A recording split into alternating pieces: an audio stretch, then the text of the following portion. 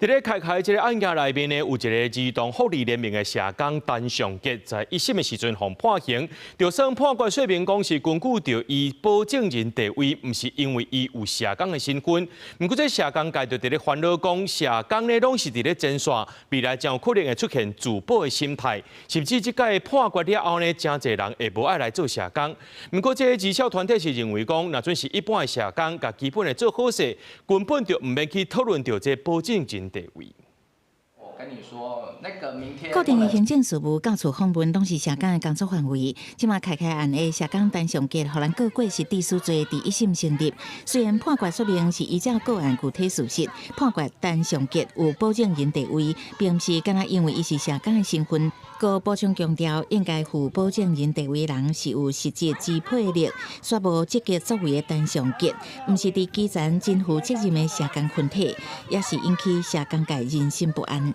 雖然說是個案，但是都很有可能還是會複製在我們的身上。我就跟一個租屋的社工在那邊討論說，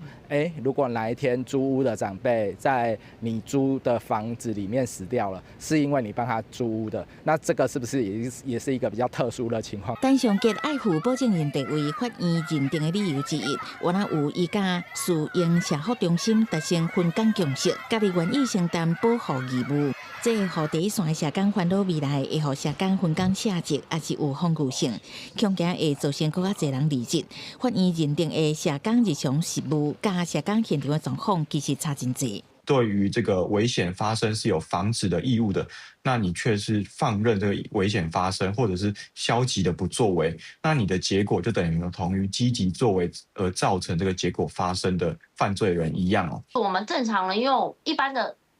經驗法則嘗試去判斷嘛，就覺得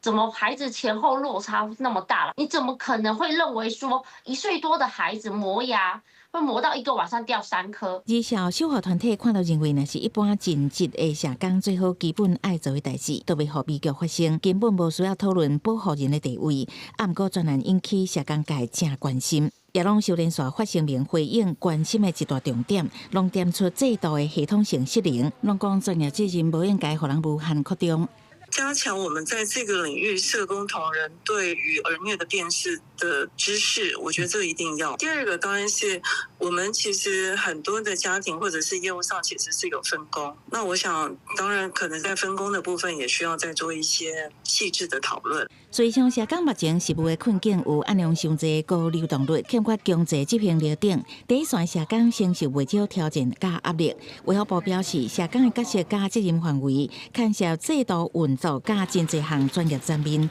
有持續檢視加深化討論的必要。答應強化訓練加人力配置，因為社會安全網即屆用刑事制裁的強制力建構，是不是都會當防止類似的事件發生？制度安全修正，攏需要好好思考。記者採訪報道。